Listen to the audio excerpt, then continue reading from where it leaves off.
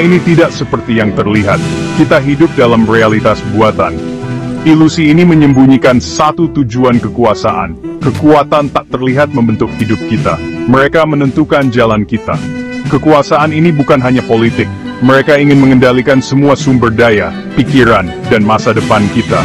Mereka ingin memiliki segalanya, termasuk jiwa kita. Siapa pengendali ini? Elit global yang sulit dipahami. Mereka beroperasi dari balik bayangan, memengaruhi setiap institusi. Sistem kontrol ini bukanlah hal baru, telah berkembang selama berabad-abad. Kita lahir dalam struktur ini, jarang mempertanyakan fondasinya. Sudah saatnya kita bertanya dan memahami. Kebenaran harus menang. Para elit tidak memerintah secara terbuka.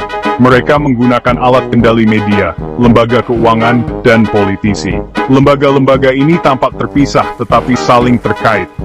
Mereka melayani agenda elit, bukan rakyat. Politisi menjanjikan perubahan, tetapi sering terikat oleh uang yang berkuasa. Representasi sejati adalah mimpi yang memudar.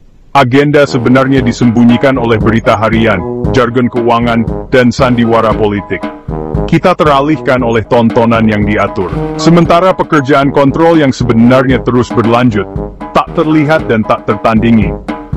Ini adalah sandiwara yang canggih. Kita harus melihat melaluinya. Media adalah senjata mereka yang paling ampuh. Media menentukan apa yang kita lihat, dengar, dan pikirkan. Media membentuk realitas kita, membangun dinding penjara mental kita. Berita jarang objektif, ia menjunjung sistem. Suara-suara yang berbeda pendapat dipinggirkan, dan kebenaran menjadi korban. Hiburan berfungsi sebagai indoktrinasi, mempromosikan konsumerisme, dan mematikan pemikiran kritis. Melalui saluran-saluran ini, mereka menciptakan realitas konsensus.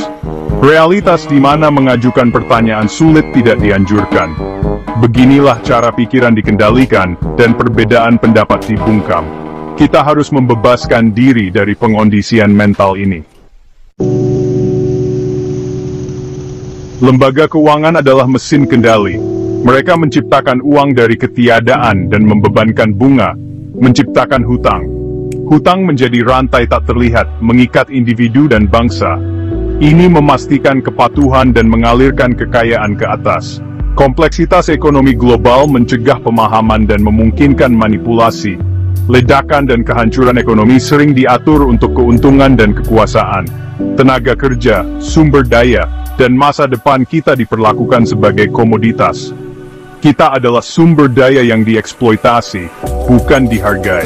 Inilah logika dingin sistem. Kita harus memahami ini untuk membebaskan diri. Run emas hancur ciri. Krisis seringkali merupakan peluang bagi para elit. Mereka menggunakannya untuk memajukan agenda mereka dan mengkonsolidasikan kekuasaan. Ketakutan adalah mata uang utama. Masyarakat yang ketakutan mudah patuh.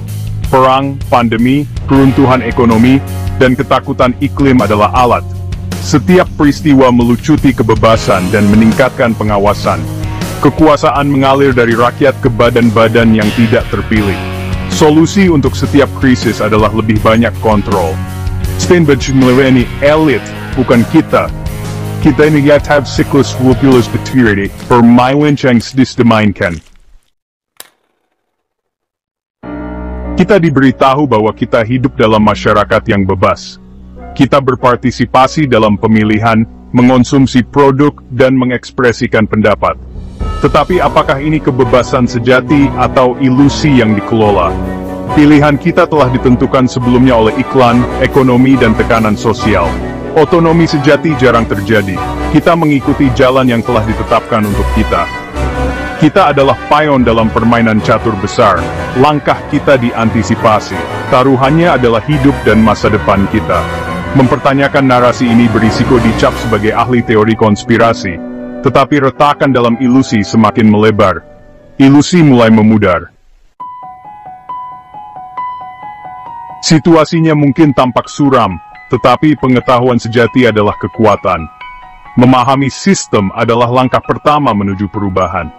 Kebangkitan telah dimulai. Kita harus mempertanyakan segalanya. Cari informasi alternatif dan berpikir kritis. Kebenaran ada di luar sana, sering ditekan, tetapi dapat disatukan. Pencarian kebenaran adalah revolusioner. Masa depan kita bergantung pada kebangkitan dan kesadaran bersama ini. Kita harus bangkit dan bertindak untuk membangun sistem baru. Sistem yang didirikan di atas kebenaran, kebebasan, dan kemanusiaan. Waktu kita untuk bertindak adalah sekarang. Rebut kembali masa depan kita.